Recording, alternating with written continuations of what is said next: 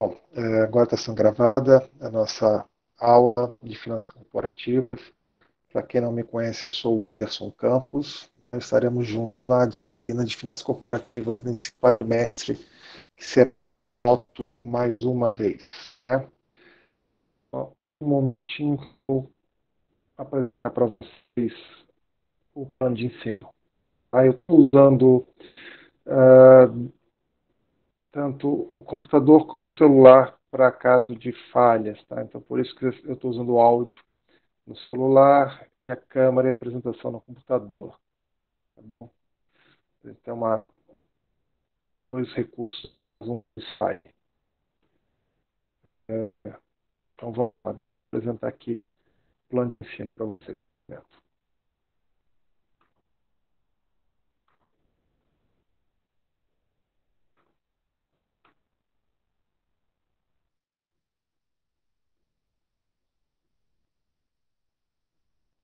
Bom, esse aqui é o nosso plano de ensino, conforme sugerido pela nossa direção.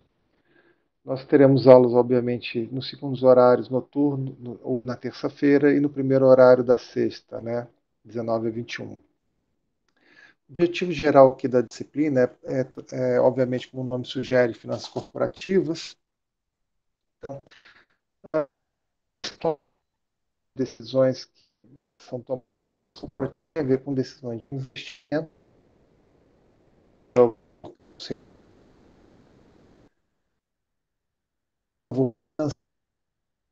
E como eu posso generar os gestores. Tá? A Alô, decisão de professor? investimento. Professor, Oi. seu áudio tá cortando um pouco aqui, não sei se está para todo mundo também. Tá. Eu Para vou mim tentar também só está cortando bastante, não dá para entender. Peraí, só um momentinho. Eu vou ajustar aqui. Por favor, vejam se melhorou alguma coisa. E agora? Melhorou alguma coisa? Ainda está um pouco ruim. Só um momento. Deixa eu tentar aqui mudar. Só um pouquinho.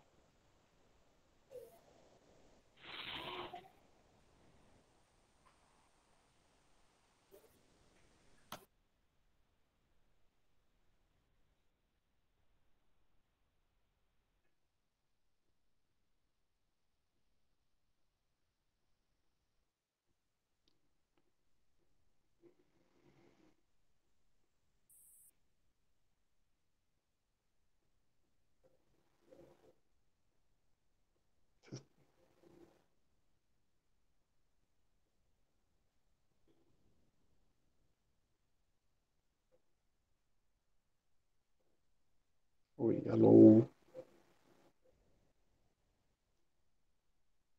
Alô. Oi, alô. Estão me ouvindo agora? Melhor? Agora sim, professor. Está melhor, professor. Vamos tentar. Tá aqui.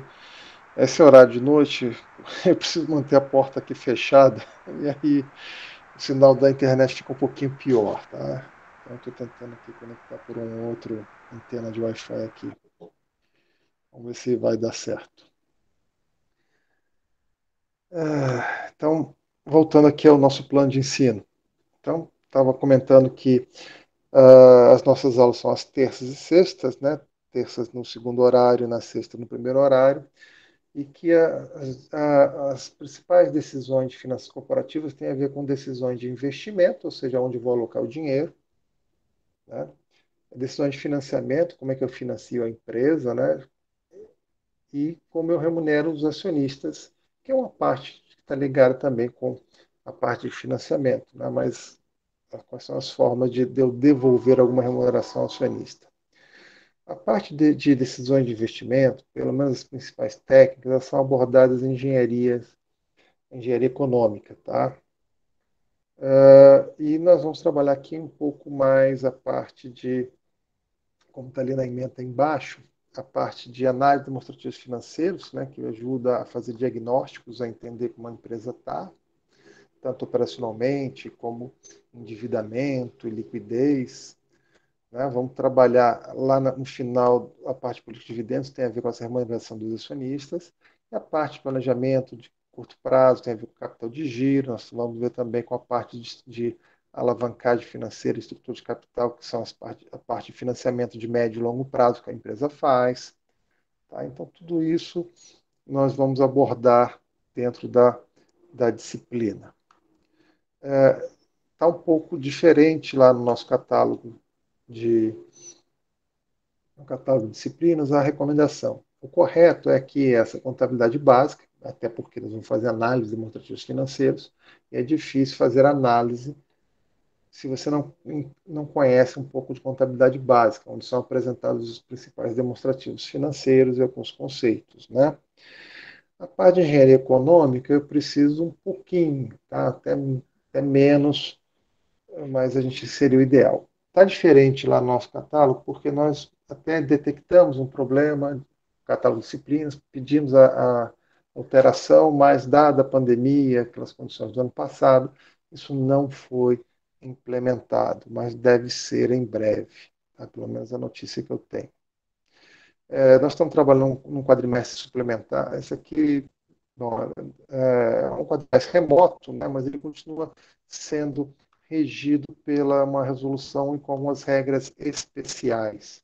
Se quem não teve a oportunidade de conhecer, entrar em contato com essas regras, a gente sugere a leitura, porque é um pouquinho diferente. Quais são as plataformas que nós vamos utilizar? Aqui o Google Meet para as aulas síncronas, tá? Aqui tem um pequeno tutorial e vocês já chegaram, então eu suponho que isso não tenha sido problema para vocês, né? A minha questão agora são os colegas que não chegaram. Mas nós vamos usar esse código aqui, como sempre, para todas as nossas reuniões. Acho que isso facilita a vida. Aqui, todas essas aulas gravadas vão ficar lá no Google Drive, e aqui eu tenho um link para ele. E, por favor, eu tenho recebido diversas solicitações de compartilhamento. É porque as pessoas não estão utilizando o e-mail da UFABC. Você já está liberado para todos vocês pelo e-mail oficial. Tá? Então, eu peço a gentileza que utilize esse e-mail para acessar lá o Google Drive. Tá bom? E o TDIA, que é o repositório, vai ser o principal aqui, né, de materiais que eu estou disponibilizando. Quem já entrou lá já viu que tem vários textos, materiais, exercícios, atividades para serem executadas, o quadro de notas. Eu vou usar aqueles recursos do TDIA para que a gente possa caminhar ao longo do quadrimestre. Tá? Vocês já estão todos cadastrados lá. Acho que a maioria, pelo que eu percebi lá, já teve acesso lá. Existe um conjunto de livros, esse aqui é a bibliografia que faz parte da nossa menta, né? São livros basicamente de finanças corporativas, né? Por exemplo, esse aqui é Administração Financeira Corporate Finance, né? Administração Financeira, e uma indicação de livros de análise de balanço aqui, que trata, na verdade, de análise de demonstrativos financeiros. Tá? Além desses que estariam disponíveis na biblioteca, eu sei que nós não estamos tendo acesso, tem alguns outros aqui na bibliografia complementar. Mas são temas que não são, que nós vamos tratar, que são temas básicos. Então, qualquer livro de administração financeira, qualquer livro de contabilidade básica, ou mais específico, direcionado para análise de demonstrativo financeiro, tratará dos assuntos. Então, qualquer um desses que você tenha eventualmente acesso, ele vai ajudá-lo, tá? Nós temos aqui um calendário de aulas, tá? Sendo que todas as terças-feiras as aulas vão ser síncronas, né? Como estamos hoje aqui presentes, tá? Nós temos aqui um feriado no dia 16 de fevereiro, que é o do Carnaval, e a universidade parece que vai manter, apesar dessa discussão se será ou não feriado, a universidade deve manter o calendário acadêmico até onde eu seja aprovado, para evitar transtornos, né? Temos aulas de reposição, um monte de coisa agendada. Então, nesse dia, eu gravarei uma aula para vocês assistirem sobre o tema. Tá? Aqui será uma aula gravada e os demais dias serão aulas síncronas. Temos aqui. Eu pretendo concentrar a maior parte do nosso conteúdo na terça-feira, né? Vou castigar vocês aqui um pouco, mas é com o objetivo de concentrar aqui o conteúdo. Terão outras atividades para fazer ao longo da semana. Eu estou reservando essa sexta-feira, né, esses dias aqui, para que eu possa tê-los para dúvidas, solução de exercícios e nos atendimentos mais diversos que se façam necessários. Tá? Eventualmente, se eu não conseguir esgotar, obviamente, o conteúdo planejado para a terça-feira, eu utilizarei a sexta para terminá-lo. Tá? Então, isso aqui, algumas regrinhas aí, que entre um pouquinho de antecedência, só para que a gente possa começar no horário, tentarei sempre ser pontual no início, né? Que a gente, de um modo geral, câmeras e microfones ligados para evitar ruídos ou que congestione um pouco aqui a internet, que não é aquela maravilha, né, pela minha casa. E eu abrirei sempre espaço para que a gente possa fazer esclarecimentos e dúvidas, tá? Você pode se manifestar, ou se quiser, a gente pode utilizar nas sextas-feiras. Mas eu prefiro que, se houver a dúvida, interrompa já e já tentemos esclarecer. As aulas serão gravadas e vão ser colocadas no Google Drive, mas, né, sujeito aqui a problemas técnicos, às vezes de qualidade de som, qualidade da internet, problemas às vezes fora do nosso controle, no Google Meet, ou seja lá o que aconteça, isso pode ser um problema, tá bom? Mas, assim, como nós temos 2 aulas por dia, aula da manhã e aula da noite, eu creio que pelo menos um conteúdo deve ser o suficiente para salvar sempre, né? Apesar de nós temos problemas nas 2 aulas. Tá? Então, ficaria algum registro para consulta. Eu estou sugerindo que a gente poste lá no fórum do Titia, com alguma antecedência das aulas de atendimento sexta-feira, com 24 horas de antecedência, para que eu, dependendo do número de dúvidas, dependendo das temáticas, isso me ajudaria a me organizar na sequência e da abordagem que eu faria nesse atendimento na sexta-feira. Tá? Se houver o mesmo tema, ele for recorrente, eu posso voltar com uma outra abordagem, ou com algum material, ou com alguma coisa preparada, tá? Para esse esclarecimento. Sexta-feira, vou esperar 15 minutos. Se passar esse tempo, não chegar ninguém, não aparecer nenhum aluno com dúvida, eu vou entender que não há interesse e eu vou dar por encerrado. Tá?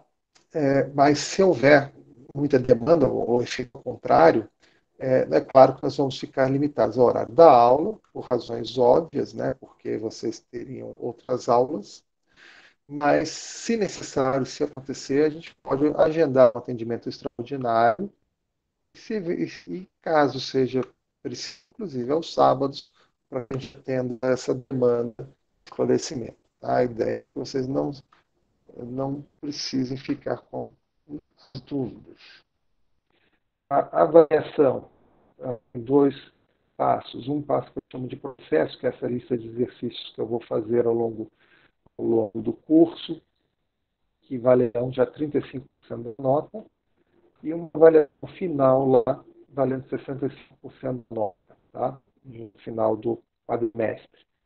Embaixo está a tabela de conversão para os conceitos. Se a gente conseguir, se alguém, acaso tenha sucesso e ficar com o CFD, pela nossa regra, pode fazer o exame de reavaliação, tá? E a média final, então nós temos uma média preliminar e a média final seria dada pela média aritmética, né, dessa nota alcançada aqui na primeira fase com a nota do exame de reavaliação. Logo percebe-se que ninguém vai para o exame de reavaliação precisando menos de 5, tá? Porque se você tem média 5, você precisaria de uma média 5 para ficar com 5 no final. Seria o conceito D. Então, assim, já avisando, se chegar na reavaliação, precisará provavelmente um pouco mais, né? Do que fazer metade da prova para demonstrar que realmente compensa, merece ser aprovado. Aqui estão o calendário dos exercícios. Esses exercícios vão ser realizados no dia.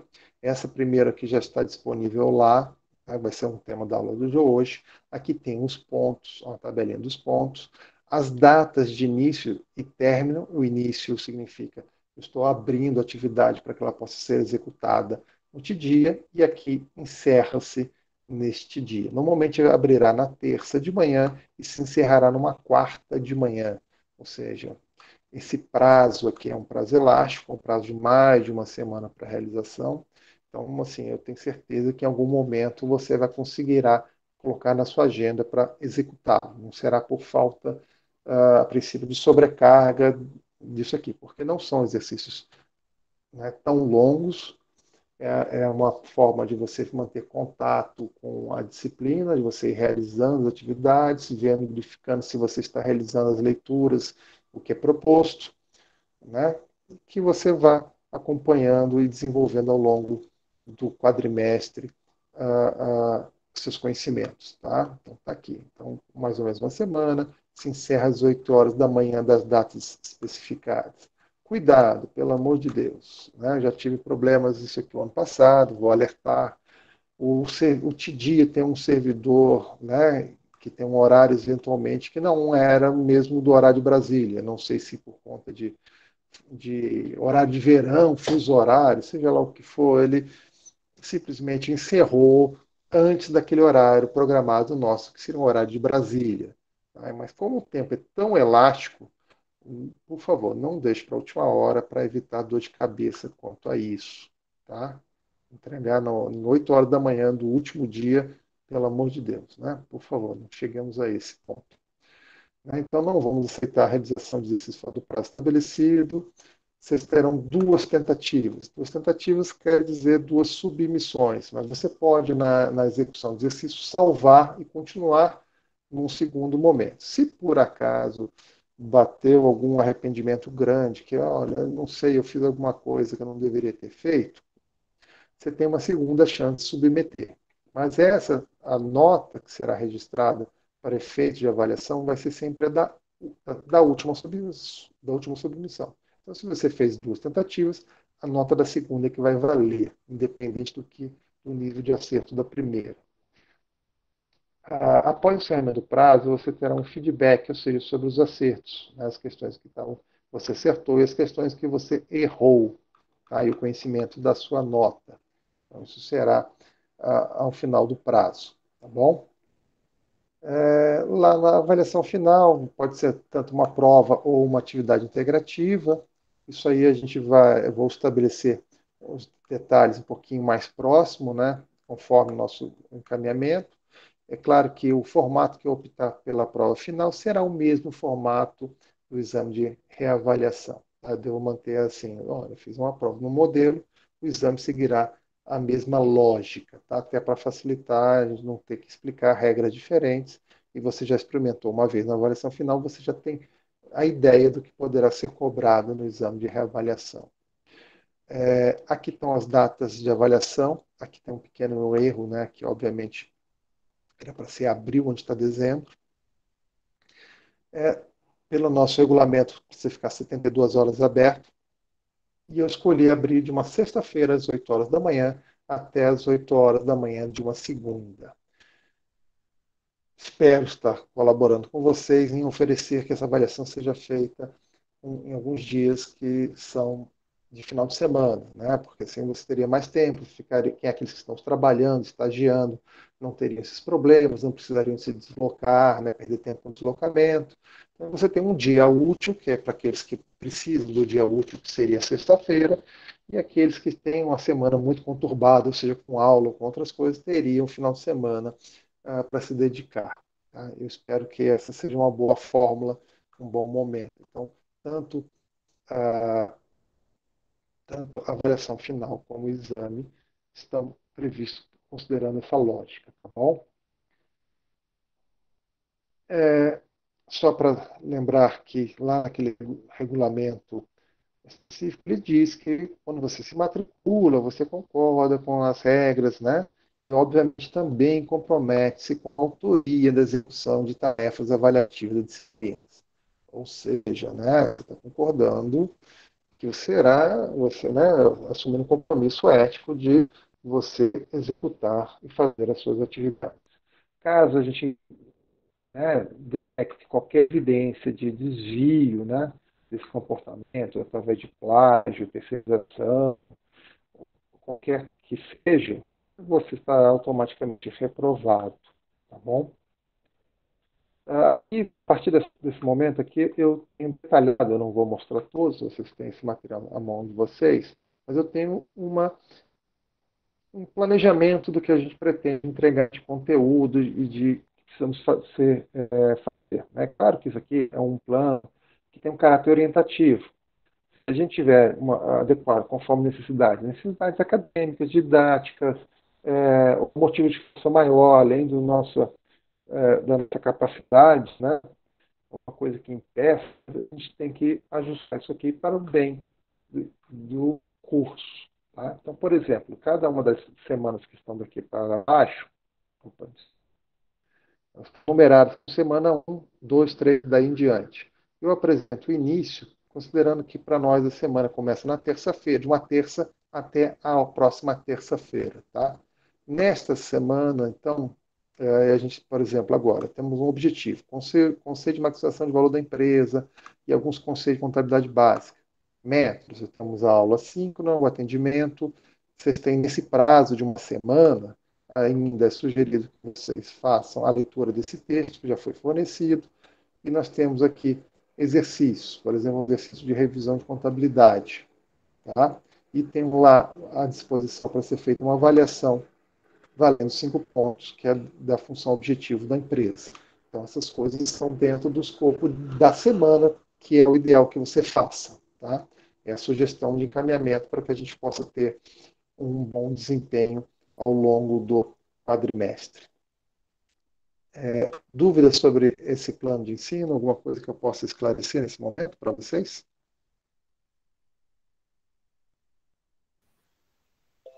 Não? Tem uma dúvida, professor. Claro, por gentileza. Pode falar.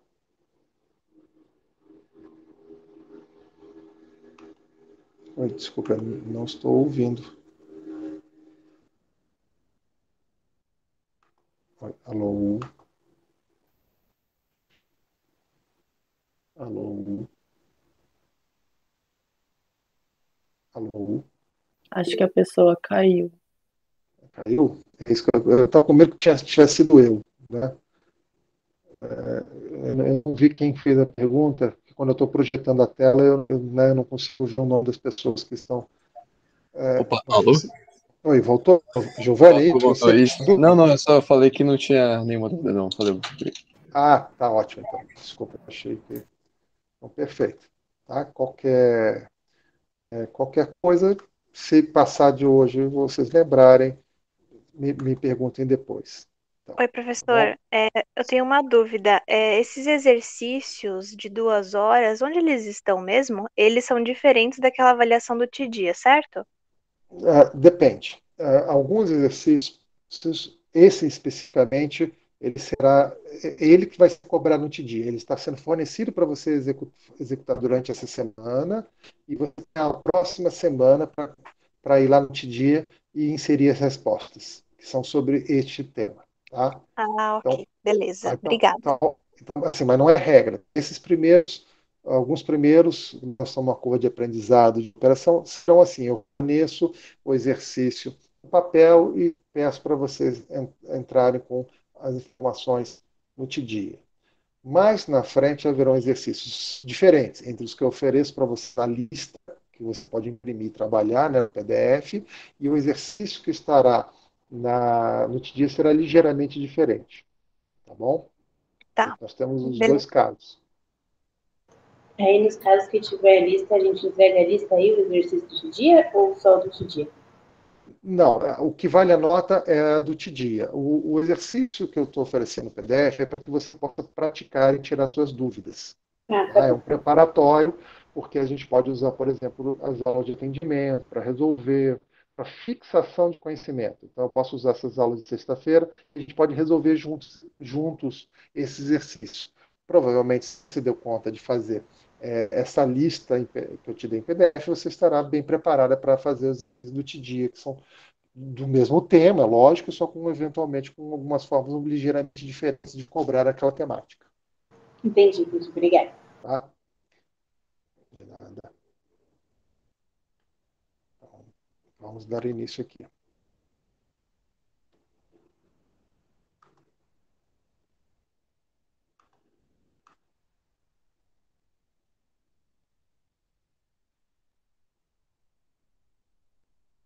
Bom,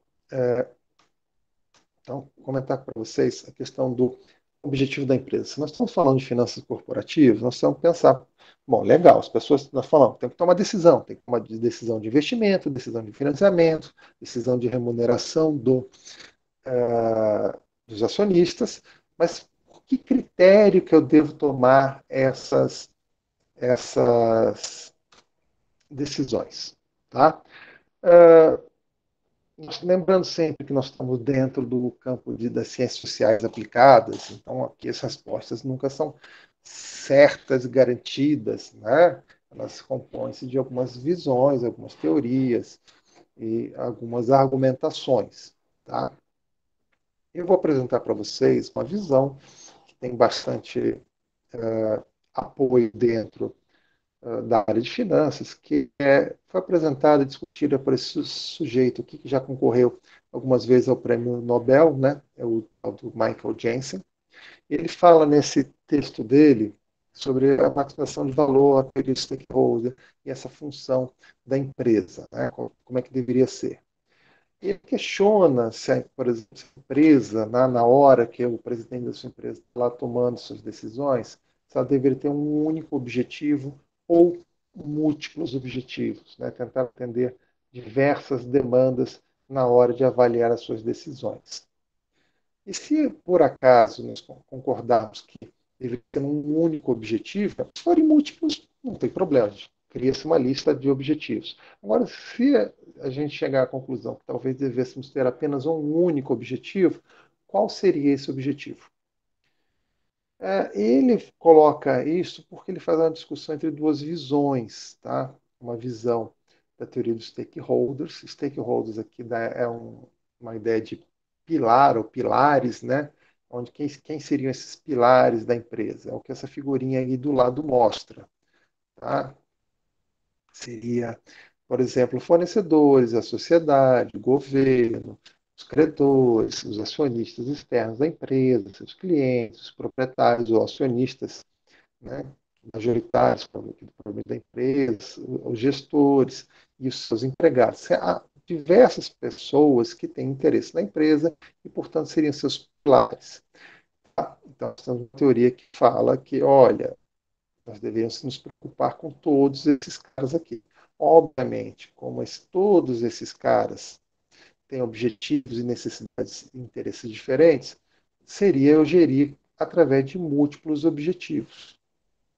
Do outro lado, a teoria dos shareholders, ele já fala que não, ele deveria se preocupar principalmente com os acionistas, obviamente internos e externos, pensando em maximizar o valor da empresa e, portanto, maximizar o valor para esses caras que são os acionistas. Então, são duas visões que se contrapõem.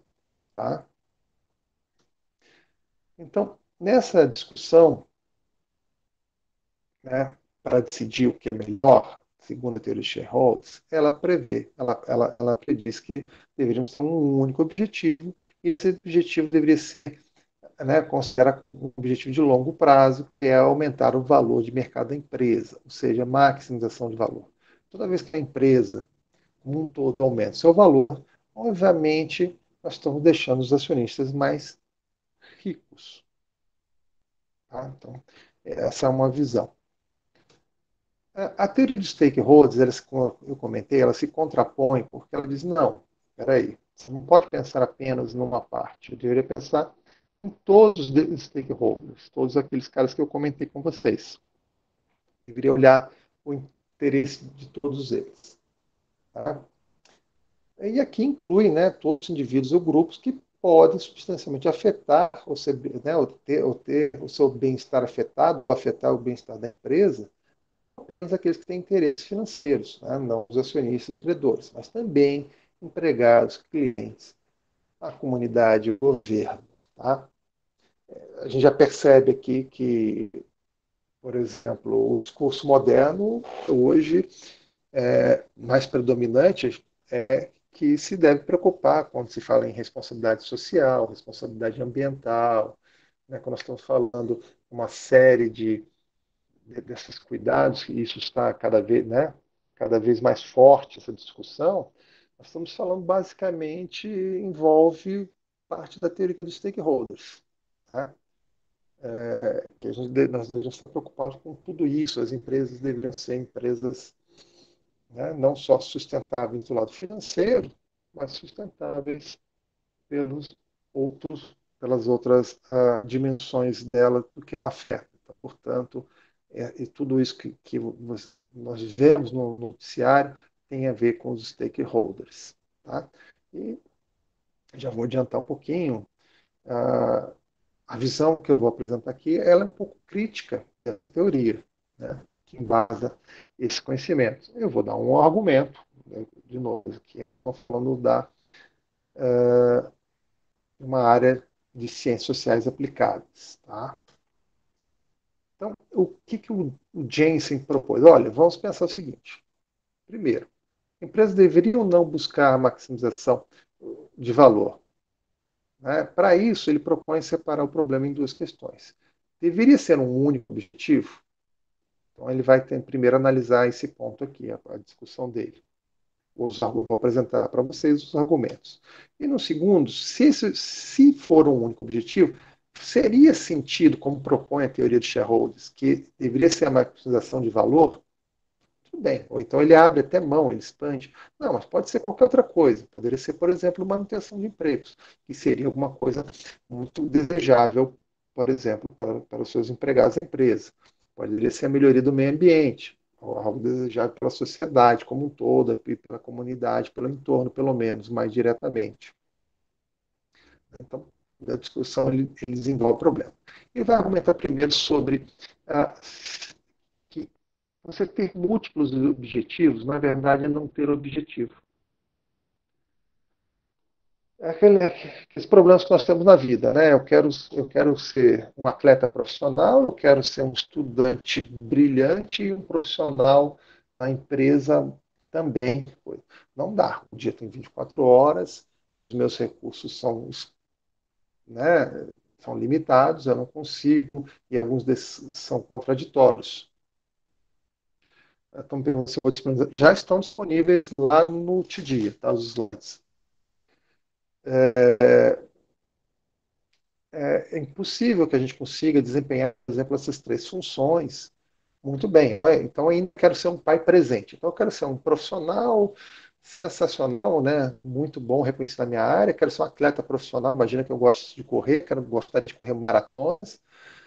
Quero ser um pai presente e, sei lá, escolha o que você mais queira fazer da vida. Se você escolher esses objetivos, você com certeza terá dificuldade em concentrar-se em maximizar todos eles. A mesma ideia aqui. Isso só ocorreria se a gente for aqui um palavreado mais matemático, se um fosse transformação do outro, né? Se fosse a mesma coisa, né? Dito de outra maneira, se esses dois objetivos eles fossem simulados, mas simuladamente o mesmo objetivo, no fundo. Tá? Então, como eu não consigo maximizar mais de uma coisa, é preferível que eu possa usar como critério de tomada de decisão e que eu possa ser cobrado pelo aquilo que me propus, e aí ser um único objetivo. Tá bom? A segunda questão que a gente estava abordando tudo bem, então vamos lá. Ter vários objetivos é um problema, ainda mais quando esses objetivos se conflitam entre si ou quando eu não tenho recursos para atender todos eles. É o que acontece numa empresa se eu quiser atender o meu cliente que quer pagar barato, né? quer pagar barato, um produto bom, quer receber rápido. Do outro lado, eu tenho um fornecedor que quer que eu compre caro, né? Que eu pague adiantado, né? E que eu compre muito. Então, isso aqui, obviamente, se eu vou comprar caro e vender barato para deixar esses dois caras felizes, eu tenho uma margem pequena de lucro ali, se é que eu terei.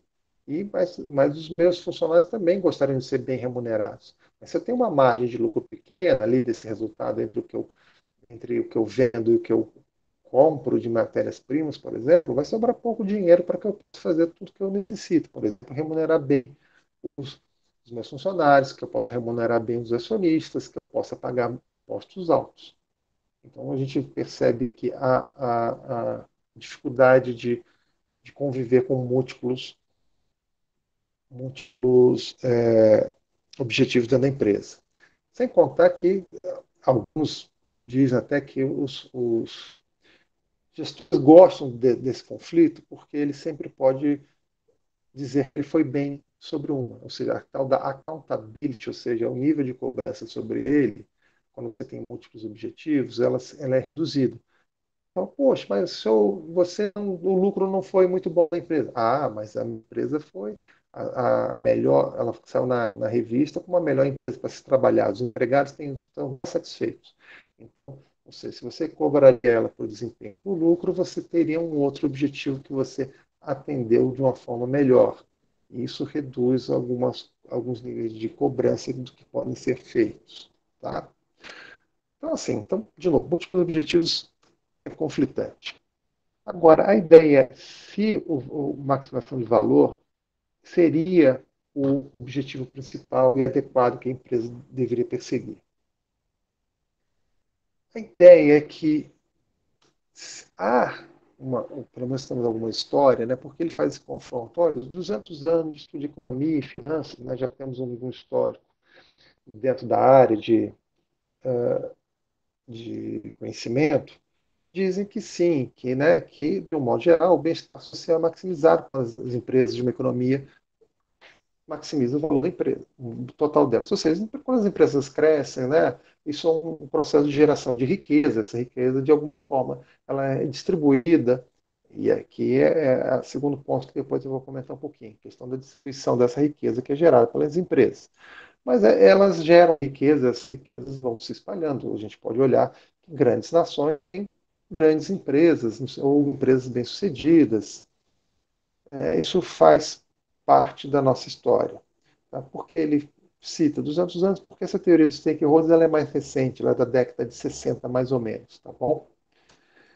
Mas ainda disso, por trás do raciocínio, da defesa que ele faz, é o seguinte: a empresa só se desenvolve quando ela entrega produtos que são, ou serviços que são, de alguma maneira, reconhecidos como e valorizados pelos seus clientes.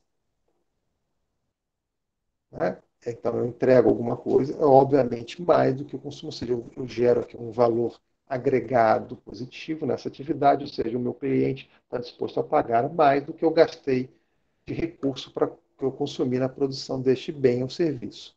Então, há uma geração de valor agregado nessa função, nessa atividade.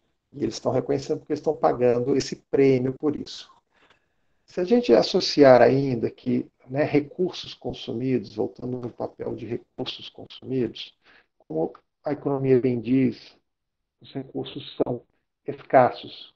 Então, se a sociedade, né, através das pessoas que estão consumindo seus produtos e serviços, estão pagando, porque se você não criar valor agregado, você está fora do negócio. Né? Sua empresa não faz sentido existir. Você vai, né, ser uma empresa que só dá prejuízo, porque ela não gera nenhum resultado econômico, ela está fora, não faz sentido a sua existência, né? Provavelmente ela vai se dissolver. Então, as empresas que vão existindo e vão crescendo, vão tendo sucesso, é porque, de alguma maneira, elas estão usando os recursos escassos à disposição da sociedade de uma maneira que ela considera, ela valoriza, que ela está disposta a pagar por isso. Por exemplo, se eu posso gastar, quem sabe, né, se eu começar a voltar a fabricar videocassete, aparelho DVD, provavelmente ninguém vai querer comprar, porque não há uma percepção de valor, né, pela sociedade pela aquisição desses produtos hoje em dia. Isso já passou. Tá? Então, nesse sentido, a empresa está entregando alguma coisa para a sociedade usando alguma maneira. Então, o valor de mercado da empresa, simplesmente esses benefícios, é o fluxo de benefícios a serem gerados. Então, todos esses benefícios ao longo do tempo que ela está entregando, né, esse valor agregado, adicionado ao longo do tempo no futuro, deveria ser representado pelo valor de mercado. Então, quando você está maximizando o valor de mercado, na verdade, eu estou dizendo que a empresa tem alta capacidade de gerar benefícios para a sociedade, né, e para ela ao longo do tempo no futuro. E esses benefícios que a empresa gera, eles se espalham de certa forma pela sociedade. Porque uma empresa que tem sucesso, ela é eficiente no que faz, né? Ela é mais eficiente do que seus concorrentes, portanto, ela está fazendo um bom uso dos nossos recursos escassos, ela também está provavelmente contratando mais gente, ela está remunerando melhor esses funcionários para reter esses talentos, ela está pagando mais impostos porque ela está tendo mais lucro, ela está comprando mais dos seus fornecedores, né, de toda a sua cadeia de fornecimento, então o que deixa esses caras felizes. Né, os clientes, como nós já comentamos, têm que estar satisfeitos porque continuam comprando e demandando os produtos dessa empresa.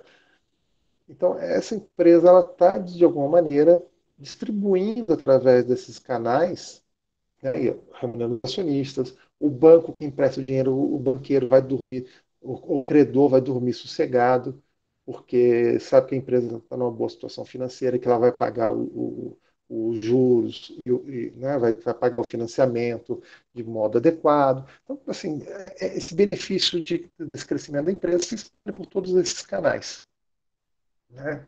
A empresa que está indo bem, ela pode se dar o luxo de fazer mais do que o mínimo, atender a comunidade, pelo meio ambiente, mas essas outras atendimentos seriam uma decorrência dela ter sucesso econômico primeiro.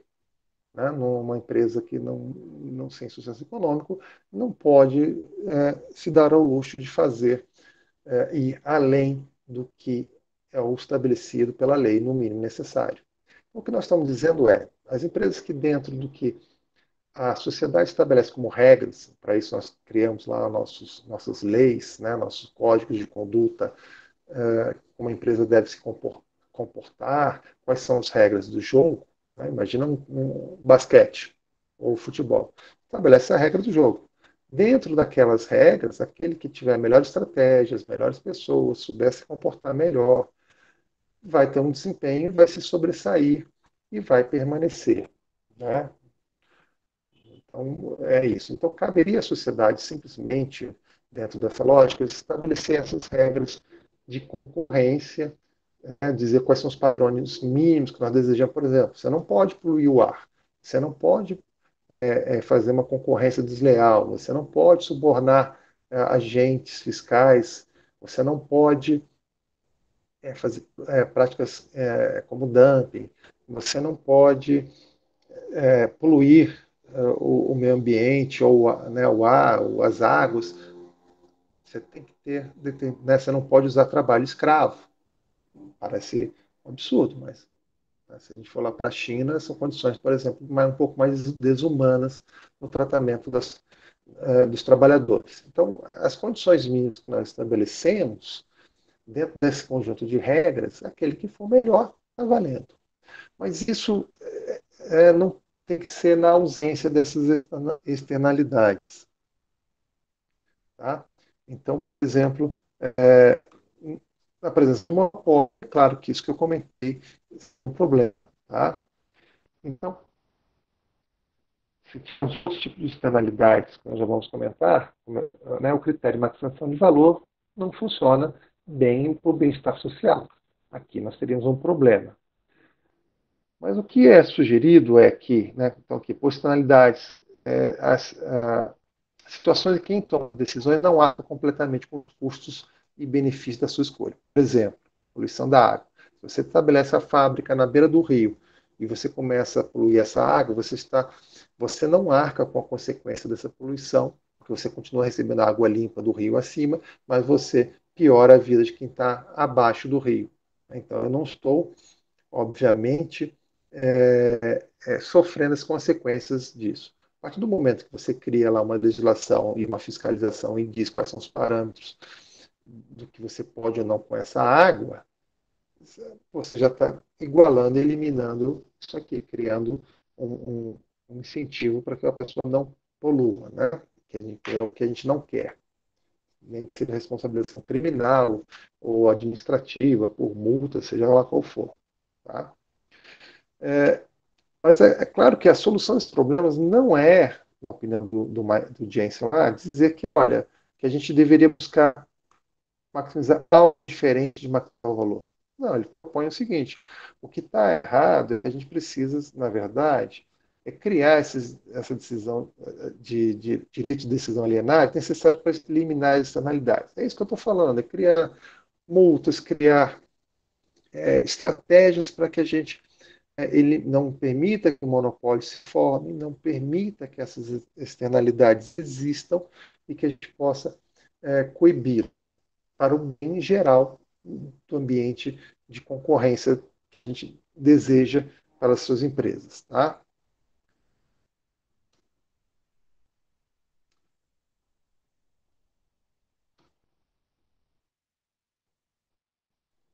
Outra, né, por que é isso também que eu estou comentando aqui? Né? Porque quando a gente fala de stakeholders dessa teoria de shareholder, parece que, na verdade, né, nós estamos sempre opondo essas duas coisas. A teoria de shareholder está falando que eu preciso aumentar a riqueza do acionista. E a teoria do stakeholder, ele dá a entender que eu tenho que pensar nas pessoas. Quando estou falando comunidade, sociedade, empregados, né, é fácil dar um rosto e, às vezes, o dilema é colocado desta forma. E é lógico, né, qualquer um que não tenha né, um coração gelado, quer dizer, obviamente, que a solução a gente tem que pensar nas pessoas. Tá? Mas como eu estava comentando com vocês, né, na verdade, a teoria do shareholder ela está dizendo que você está causando bem-estar social para as pessoas, para aqueles mecanismos que eu falei, que a riqueza, de alguma maneira, ela vai se distribuir, né, nem que seja através de impostos, e o governo pode, através disso, servir melhores serviços públicos, por exemplo. Tá? Então, a outra coisa, quando a gente pensa, né, porque a questão é, será que o acionista deveria receber um tratamento diferenciado em relação aos stakeholders? A gente tem que pensar que, pô, esse cara só fica com o que sobra. Imagine você vai abrir uma empresa, imagine que você trabalha, o seu fornecedor está em dia, o seu cliente está satisfeito, o seu empregado está recebendo direitinho e muito bem, o governo você paga os impostos, aí você faz a conta no ponto do lápis e não sobra dinheiro para você. É o cara que está correndo mais risco, porque você, como acionista, você só fica com o que sobra. Depois que você pagou todas essas contas, né, pagou o fornecedor, pagou o salário, pagou o imposto, né, você fez todas essas coisas, você é o que vai sobrar para você. Então, não faz sentido você. Eu, pelo menos, não gostaria de ser dono de uma empresa onde todo mundo está satisfeito e eu que corro o risco, porque eu coloquei o dinheiro, eu que estou à frente do negócio, não recebo uma remuneração nenhuma ou muito baixa em relação a outras oportunidades de negócio. O meu incentivo, obviamente, é fechar a empresa. Tá? Então, você pensar dessa maneira é improdutivo, né? Dizendo que você está maximizando, que eu estou prestando atenção no único stakeholder. Mas, na verdade, é o que eu estou falando. Qual é a ideia que vai maximizar, né, para a sociedade? O comportamento que extrai o máximo dos limitados recursos da sociedade. É essa que eu estou falando para vocês. Né? Porque, de novo, a busca pelo maximização de valor passa por alta eficiência das empresas. Né? Eu não vou abrir aqui só um parênteses, porque se você se você está preocupado em ter todas as necessidades, como eu falei, você tem objetivos conflitantes dentro das áreas internas da empresa, você não sabe quem você vai atender primeiro, provavelmente essa empresa ela vai acabar desenvolvendo algum tipo de ineficiência. Não é razoável, né, para vocês que estão aí na área de economia. Imagine que você vai dando aumentos reais de salário, vamos pensar apenas nos empregados, ah, num volume maior do que o aumento de produtividade desses funcionários. Simplesmente você está transferindo uma parte importante dos recursos desse valor agregado para a empresa para esse segmento, em detrimento dos outros, porque não vai sobrar recurso para os outros. Alguém, em algum momento, a coisa não vai funcionar e a empresa provavelmente vai ficar ineficiente. Ela vai deixar de atrair recursos, ela pode começar, se ela tem baixo lucro, o credor pode ficar receoso de emprestar dinheiro para essa empresa ou se emprestar, por exemplo, em condições desfavoráveis ao mercado, o que vai dificultando a, a a competição, né? Nós temos alguns fenômenos de algumas classes trabalhadoras, por exemplo, que em alguns momentos recebem um salário um pouco maior do que o mercado, e às vezes a empresa prefere migrar, como alguns migraram, por exemplo, para ou de outras cidades internamente no Brasil, ou migrar simplesmente para outros países, buscando outras condições de, de concorrência, de competitividade, para que você possa manter no jogo. Então, essas coisas todas devem ser pensadas. Tá? Então, é nessa ideia que o Jensen argumenta para que a gente utilize o conceito de maximização de valor não como um objetivo da empresa no sentido, nós vamos chegar, cada um aqui entra na sua empresa e fala, para que você está aqui hoje? Para ganhar dinheiro. Espera aí. Não, se você perguntar para qualquer grande empresa qual a sua visão, sua missão, ele vai te dar outra coisa. Eu quero ser a melhor empresa do meu segmento, eu quero ser referência. A empresa quer ser líder ou reconhecida ou entregue por alguma outra coisa. Porque esses objetivos é o que movimenta as pessoas, né? Para que elas levantem todo dia, vão lá, persigam esse objetivo e trabalhem, se esforcem como uma equipe, remando todo mundo na mesma direção. A ideia do conceito de maximização de valor é que ele vai funcionar como um placar, que nem num jogo de basquete. Ganha quem faz mais cesta. Então, não interessa quem está fazendo, como é que você armou com 5 jogadores muito baixinhos, 5 jogadores muito altos, qual a estratégia que você montou no seu time, só vamos arremessar dos treinos, só vamos enterrar as bolas. Não interessa. Qual a estratégia? Seja lá, ela só vai dizer para você se aquela estratégia foi boa ou não se o placar for alto, se você estiver com um placar maior do que seus concorrentes. Né? Então, também para o futebol, não interessa se você entrou com 11 goleiros em campo, 11, não um goleiro e mais 10 backs, né? 10 laterais, não interessa. Não interessa, vai dizer se a sua estratégia é boa ou não, se você conseguir ganhar. E aí entra o valor de maximização, ele funciona como um placar e vai dizer para você se aquela estratégia que você adotou ela é boa ou ruim, se você conseguir maximizar o valor da empresa. Tá bom? Nesse sentido. Alguma dúvida aqui? Alguma coisa que eu possa ajudar? Então vamos em frente. Mercados financeiros. A ideia aqui é que a gente precisa fazer um link com essas decisões com o mercado financeiro.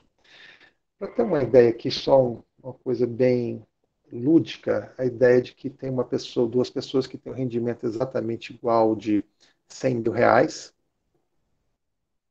por ano, só que num determinado momento, o Tom, que é um pouquinho mais paciente, ele quer consumir só metade do que ele recebe, 50 mil. E a Leslie, que é um pouquinho mais impaciente, ela tem uma necessidade, um desejo de consumir hoje, ela quer consumir 150 mil. Bom, se a gente conseguisse fazer com que essas duas pessoas se encontrassem, né, seria fácil delas firmarem um acordo onde o Tom empresta o excedente para a Leslie e eles podem fazer um acordo de que o Tom cede os seus 50 mil em troca de receber, por exemplo, 55 mil no próximo ano. Tá? Por que isso aqui ocorre? Né? Ocorre porque eles têm preferências intertemporais de consumo distintas, né? Alguém está pensando, por exemplo, em acumular dinheiro para gastar no futuro. Por exemplo, estou planejando um curso no exterior, uma viagem, e eu quero guardar dinheiro para isso, para comprar algum patrimônio. E outros preferem ou precisam já desse recurso, né?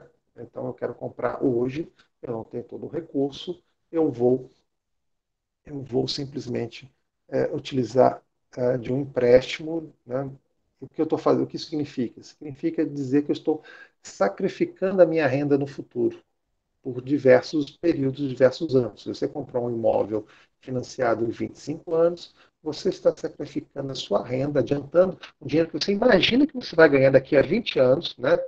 Né? Se todos nós estivermos ainda lá, trabalhando, empregados, que esse dinheiro, né, ou empreendendo, que essa renda que eu vou receber, uma parte dela será consumida, né, para pagar esse financiamento de alguma coisa que eu já recebia hoje, né?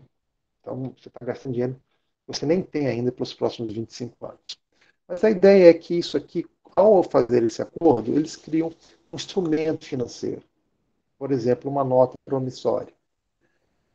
Se essa nota promissória ela for feita ao portador, ou seja, quem tiver esse papel tem o direito de ir lá e cobrar da Leslie, receber os 55 mil na data combinada no próximo ano, inclusive dá direito ao Tom de negociar esse papel. E aí a gente cria um mercado de capitais. Tá?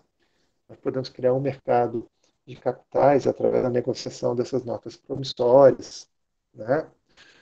Ou o mercado financeiro, se a gente não estiver falando de um banco por trás. Tá? Então, é uma necessidade comum que surge. A ideia é que o mercado anônimo ele tem umas vantagens, né? Porque a dificuldade da gente encontrar a pessoa que tem a mesma necessidade do que eu. Então, quando você não precisa conhecer, as pessoas não precisam se conhecer, é uma vantagem. E aí entra o tal do intermediário financeiro. Né? As instituições financeiras têm esse papel de simplesmente manter um livro lá, onde coloca as pessoas que colocaram o dinheiro e quem pegou o dinheiro, e ele fica, então, fazendo as pessoas se encontrarem, porque elas têm que se conhecer, simplesmente dizendo que, olha, você tem aqui um depósito de tanto no banco, e você me deve tanto na outra ponta. Tá? Então, é uma vantagem. Se a gente tivesse isso em grande volume, né, o que aconteceria? Né? Imaginando que o intermediário financeiro aqui não precisasse ou não recebesse nenhuma remuneração pelo seu serviço. Né? Então, a taxa de juros de quem empresta e de quem aplica o dinheiro, faz a poupança, seria a mesma, né? Nós não teríamos diferença. E aí, simplesmente, essa taxa de juros, esse custo básico do dinheiro, seria dado simplesmente por uma oferta e demanda. Tá? Então, a oferta e demanda por esses recursos financeiros faria uma taxa de equilíbrio, uma taxa única de mercado. Porque, obviamente, se nós tivéssemos várias instituições financeiras praticando taxas diferentes, né? Por exemplo, alguém praticando 10%, né? De remuneração em uma outra instituição financeira produzindo 8%, eu tenho a possibilidade de arbitragem. Ou seja, eu que não tenho dinheiro nenhum, zero, pego um empréstimo de 8 aqui e aplico nesse banco aqui, que pratica 10. E fico com essa diferença para mim. Então, obviamente, isso causaria um desarranjo nessa lógica. Né? E as pessoas que querem pegar dinheiro emprestado não pegariam dinheiro emprestado a 10, porque existe um outro banco a 8. Quem tem dinheiro para colocar à disposição também gostaria de colocar no banco a 10, não 8. Então, provavelmente, para que haja um equilíbrio das forças de oferta e demanda, isso deveria convergir para algum valor. Tá? Nós devemos ter uma taxa única. Tá? Na economia. E qual é a vantagem dessa existência desse mercado financeiro? Como nós comentamos ali naquele caso inicial, imagina uma única pessoa que tem essa situação aqui, ó, que no ano zero, tá? Isso aqui a gente pode estender isso aqui, essa analogia, para vários anos da nossa vida. Mas para facilitar o entendimento, imagine que hoje, nesse ano presente, você tem uma renda de 50 mil e tem uma previsão de renda no ano seguinte de 60 mil. Se você não tem um mercado financeiro, você está amarrado, né, a ficar nesse ponto aqui. Eu praticamente não tenho muito incentivo. Eu tenho incentivo para gastar todo o meu dinheiro, os 50 mil agora, e tenho incentivo para gastar 60 mil, que é o que está nesse ano. Esse aqui é o eixo do ano 1, tá? Então aqui é 60 mil no ano 1. Esse aqui é o eixo do ano 0. Tá? Eu tenho incentivo para gastar 50 mil aqui e gastar 60 mil ano que vem. Mas na presença de um mercado financeiro, como nós falamos, onde a taxa de juros é de 10% ao ano, eu tenho a possibilidade, por exemplo, de gastar 70 mil agora. Eu tenho a possibilidade de gastar 70 mil agora. Ah, você quer gastar 70 mil hoje? Mais do que você tem? Não tem problema, você pode gastar 70 mil hoje. Só que para o ano que vem, como eu peguei 20 mil reais emprestados, e eu tenho que pagar um juros de 10, eu vou ter que pagar, eu vou quitar esse empréstimo de 20 mil que eu peguei com 22 mil. Se eu tinha 60 menos os 22 mil, que é o principal, mais os juros dessa dívida, eu vou ter só 38 mil ano que vem para gastar. Porque eu já adiantei o consumo, uma parte da minha renda do próximo ano. Então, esses 38 que estão aqui nesse eixo aqui, mais ou menos por aqui, os 38. Tá? Então, eu posso gastar, se você quiser, 70, mas sabendo que se ao fazer isso, né, então, de novo, aquela questão de preferência de consumo ao longo do tempo. Eu vou ficar mais feliz gastando 70 hoje e 38 no ano que vem do que se eu gastasse 50 e 60. É o meu desejo. Então, tudo bem, você fica com 70 e 38. Se por acaso você, ao contrário, você gostaria de gastar mais no ano seguinte, você tem essa perspectiva. Você pode, por exemplo, ao contrário, gastar só 20 nesse ano. Se você gastar só 20 nesse ano, o que você está fazendo? Estou vindo para esse ponto aqui. Simplesmente significa que eu economizei 30 mil. Mas esses 30 mil que eu economizei, aplicados a 10%, vão me dar 33 mil no ano que vem. Então, 60 mais 33 mil me leva para essa renda de 93 mil. Tá? Então, eu estaria mais ou menos por aqui com os meus 93 mil. Então, o que o mercado financeiro me permitiu? Ele me permite, eu aqui só tenho alguns casos, mas ele me permite uma infinidade de possibilidades de ajustes no meu perfil de consumo intertemporal ao longo do tempo. Eu posso fazer qualquer coisa que eu desejar. Tá? Claro que a taxa de juros tem um efeito sobre isso. Né? A linha azul aqui representa os 10% e essa linha vermelha representa os 50%. Percebemos que, obviamente, você, por exemplo, desejar pegar dinheiro emprestado de 30 mil, olha aqui, aqui eu tenho um consumo no ano que vem, né, que é aqueles 38, mas se os juros for de 50, vai sobrar muito menos dinheiro, o sacrifício que eu tenho que fazer é muito maior, vai sobrar menos dinheiro para o ano que vem. Então isso aqui, a taxa de juros alta, ela desincentiva esse empréstimo que eu antecipe valores da minha renda no futuro, né? E ela, ao contrário, ela vai estimular claramente a poupança, porque ela aumenta, na sua contrapartida, os meus recursos disponíveis para que eu possa gastar no período seguinte. Então, poupar é um bom negócio. Então, aqui é um exemplo bem lúdico do que como a política de juros, né, do governo, ele aumentando ou diminuindo, ele incentiva o consumo ou incentiva a poupança e, portanto, tentando controlar a demanda dos produtos e tentando trabalhar a inflação de demanda, tá bom? O que a gente pode perceber é o mercado financeiro nos ajuda, obviamente, desculpa, nos ajudam a tomar decisões de investimento. Tá? E a premissa básica aqui é que os indivíduos nunca podem ficar em situação pior quando é ampliado o conjunto de alternativas a eles disponíveis. E é o que o mercado financeiro fez. Ele te deu uma infinita possibilidades de arranjos do que você pode consumir ao longo do tempo. É a mesma coisa se eu falasse para você, você chegasse lá no restaurante do RU lá na UFBC, e falar, olha, a sobremesa hoje é doce de abóbora. Se por acaso você ama a sua sobremesa predileta for doce de abóbora, você estará altamente satisfeito.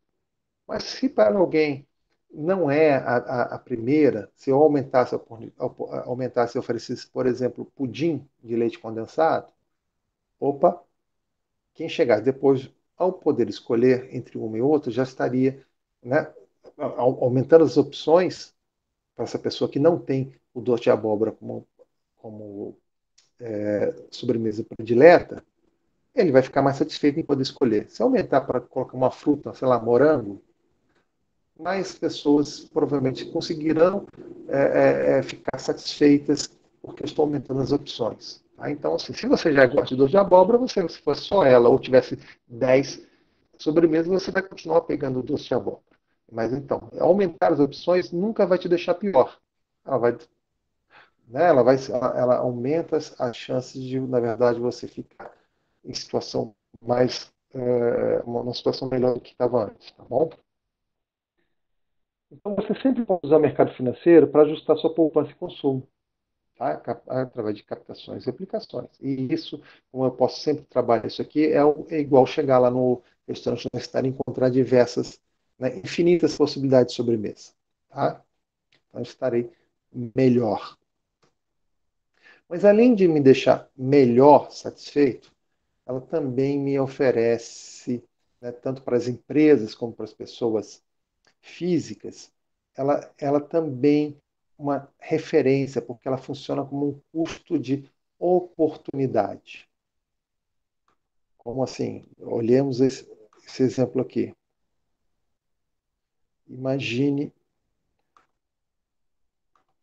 que você possa fazer uma aquisição hoje de 70 mil de um terreno.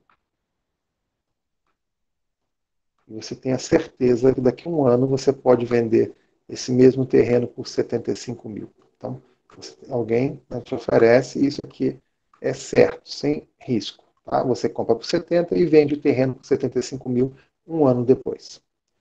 No mundo do mercado financeiro, que haja um mercado financeiro, onde o custo do dinheiro, conforme nós conversamos, ele é dado pela lei da oferta e da demanda, né, desses recursos, estabeleceria a taxa de juros, estabeleceu que é uma taxa de juros atualmente vigente, olha, é de 10%.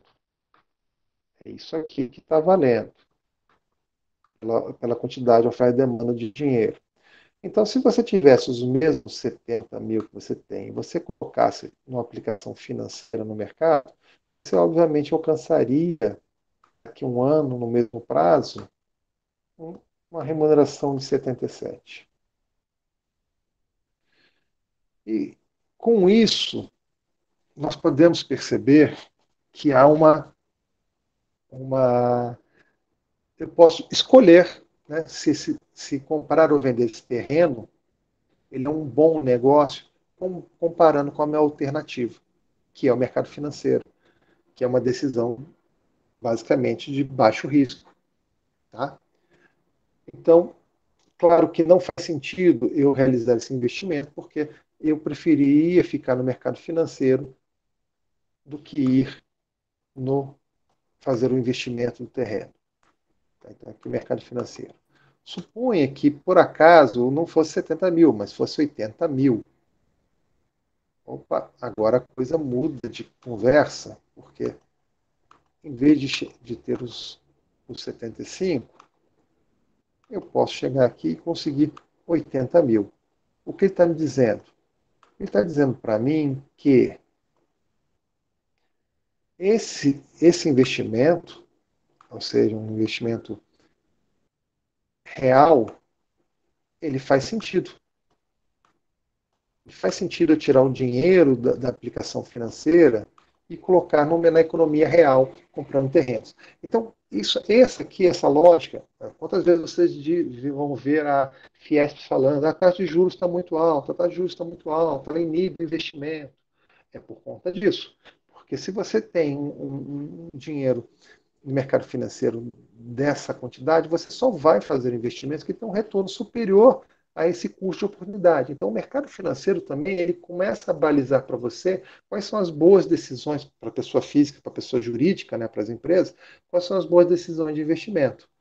Né? Dá para perceber aqui que nós teríamos aqui um ganho nessa opção aqui, em relação ao mercado financeiro, de um valor de 3 mil daqui a um ano.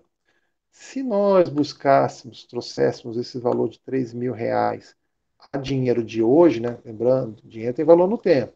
Tá? Então, se eu trouxesse aqueles 3 mil, descontasse a 10% ao ano, isso aqui daria mais ou menos 2,73 aproximadamente, ou seja, 2,73 aplicado no mercado financeiro a 10% vai gerar esses 3 mil aqui. Tá? Então, isso aqui está dizendo que esse é um projeto que tem um VPL positivo, né? Ou seja, ele tem um resultado em termos de dinheiro de hoje positivo para a empresa que tomasse essa decisão. Então, sempre que esse investimento tiver um valor presente líquido, ou seja, quando você fizer essa analogia, sobrar um dinheiro lá no futuro, que quando você traz esse dinheiro para termos de dinheiro de hoje, ele for um número maior do que zero, é porque a empresa está tomando uma decisão correta. Ela está maximizando o seu valor. Tá? Então, lá atrás, estamos buscando aquela ideia. Os gestores deveriam ser avaliados por um único objetivo, deveria tomar todas as decisões internas da empresa, por exemplo, de investimentos.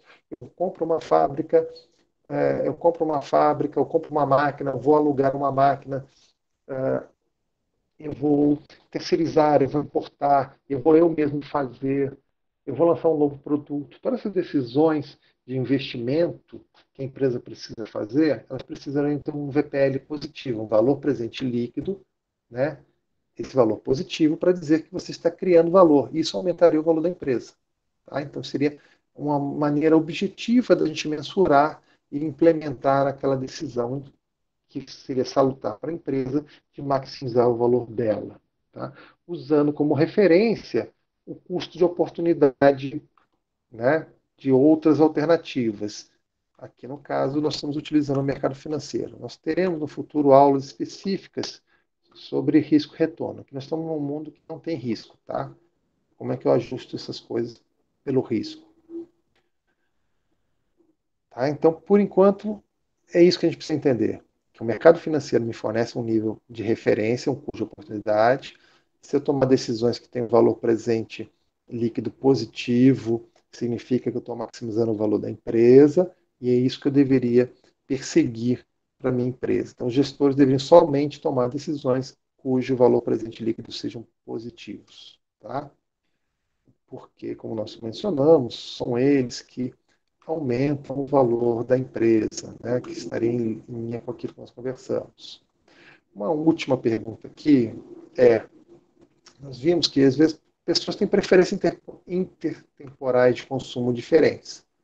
Né? Então, imagine que eu seja um senhor de 80 anos de idade, eu sou acionista de uma empresa, você é um jovem de 20 anos e é também acionista da mesma empresa.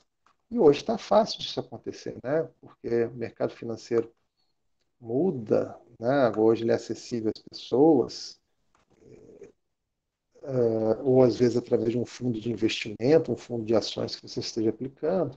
Imagine que a empresa tem um projeto que ela precisa investir uma quantidade de recursos hoje e ela vai obter um retorno lá na frente. Estou exagerando aqui. 20 anos depois. Aí eu sou o velhinho lá de 80 anos e falo, pô, mas eu não posso esperar que eu não vou viver tanto. Né? Existe uma estrutura alternativa, um outro projeto alternativo que a empresa ela está analisando, que tem, na verdade, uma característica, um perfil diferente. Olha, a gente investe hoje o mesmo volume de investimentos, só que num prazo bem menor, um prazo aí médio de 5 anos, eu consigo um determinado retorno. Tá? E, assim, né? Então, considerando essas decisões, esses efeitos, né, o dinheiro vai chegando em momentos diferentes na vida dos projetos, a gente fala, então algumas pessoas vão querer esse projeto de 5 anos porque ela precisa do dinheiro de 5 anos. Outras vão preferir de 20 anos porque elas, eu sou jovem, eu posso esperar, eu vou precisar desse dinheiro só na minha aposentadoria, então o projeto de 20 anos até é melhor para mim. Se isso aqui invalidaria, né, faria o VPL ser um mau critério. Na verdade, a gente deveria comparar o VPL desses dois projetos sem se preocupar de quando isso vai ocorrer. sem se preocupar. Simplesmente eu precisaria analisar qual é o projeto que tem o maior VPL. Suponha que ainda assim o projeto de 20 anos tenha um valor presente líquido maior daquele projeto de 5 anos. Pô, mas eu comentei, pô, mas eu sou um senhor aqui, eu já tenho 80 anos, eu não vou viver tanto. Não tem problema. Por que que não tem problema? Porque desde que eu fique mais rico, né, e o acionista vai ficar mais rico se o valor da empresa aumentar, e o maior VPL aumenta mais a riqueza da empresa, nós podemos trabalhar nesse mundo. Que é o que é esse mundo? Eu posso ir ao mercado financeiro e ajustar a minha preferência, desde que eu esteja mais rico. Não importa exatamente quando o dinheiro chega, porque eu uso o mercado financeiro. O dinheiro vai chegar lá na frente. Tudo bem. Se ele vai chegar lá na frente, nada impede que eu pegue, desculpa, um empréstimo agora, sabendo que esse dinheiro vai chegar lá na frente. Se eu estou querendo esperar, não tem problema, esse dinheiro vai ficar aplicado ou de outra maneira na poupança. Então, o mercado financeiro ele dispõe de instrumentos para que eu possa ajustar o meu perfil de consumo ao longo do tempo. Então, mesmo que as minhas preferências intertemporais sejam distintas, ainda que elas sejam distintas, isso não será um problema, porque simplesmente o mercado financeiro vai permitir que eu me ajuste às minhas preferências. Então, não interessa quando chega o dinheiro, desde que chegue, desde que eu fique mais rico, tá? Né? Desde que eu tenha uma riqueza maior, né? Eu sou, nesse sentido, as decisões são sempre pensadas no sentido de que você é uma pessoa racional, você prefere maximizar a sua utilidade. E maximizar a nossa utilidade aqui nesse mundo significa aumentar a nossa riqueza. Tá? Não é colocado nenhum outro critério. Tá? Então, os gestores deveriam tomar decisões apenas, tão e somente, com o critério de valor presente líquido positivo. Tá? Isso vai na direção daquela maximização de valor, vai naquele sentido, se aquelas condições que nós comentamos existirem, né, é gerado riqueza, essa riqueza ela é distribuída de alguma maneira entre as pessoas, pelo menos tudo aqui em teoria, né? O mundo real tem seus problemas, né? E essa aqui sempre ressaltando é uma visão que tem uma certa não é hegemônica, né? Quer dizer, talvez assim pensarmos em talvez o capitalismo tem tido suas vantagens, né? Apesar dos seus problemas, ela de certa forma embasa um pouquinho essas preferências, essa lógica capitalista, tá bom? Dúvidas, comentários?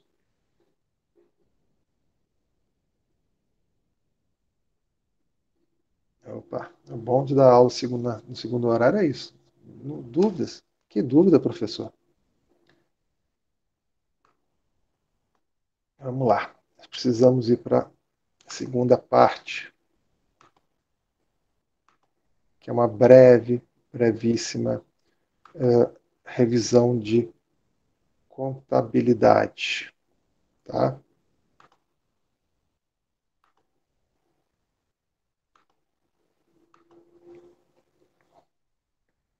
Então, deixa eu ver se vai aparecer. Ótimo, chegamos.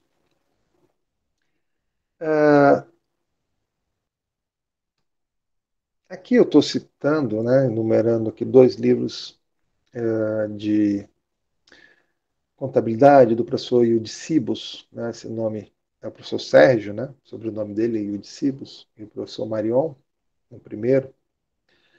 São professores lá da USP, tradicionais, publicaram muitos, 500 mil livros sobre os temas, né? Esse primeiro aqui é um curso de contabilidade básica que tem um foco interessante, porque, como o nome diz, né, para não contadores, de administração, economia, direito e engenharia. Então, é um livro que fica no essencial, né, mas bem feito, porque são 2 sumidades no tema, para um entendimento básico de contabilidade. E o professor Eudicibus ainda tem entre, de novo, diversas publicações, um mais específico sobre análise de balanços, onde ele entra nessa parte de análise de demonstração financeira, que é um tema que nós vamos abordar mais na frente, tá bom? Então, estou sugerindo um desses livros, mas existem diversos livros aí de contabilidade no mercado, tá? Aquele que você tiver, para quem não tem nenhum, aquele que você tiver acesso, conseguir botar a mão é o melhor. Né? Só recordando aqui, dos demonstrativos financeiros, nós temos um que é o balanço patrimonial, que pode ser talvez considerado um dos mais importantes, porque ele simplesmente é aquela primeira necessidade histórica do ser humano lá atrás, né? O que eu tenho? O que é meu? Né? E quanto que eu devo para os outros?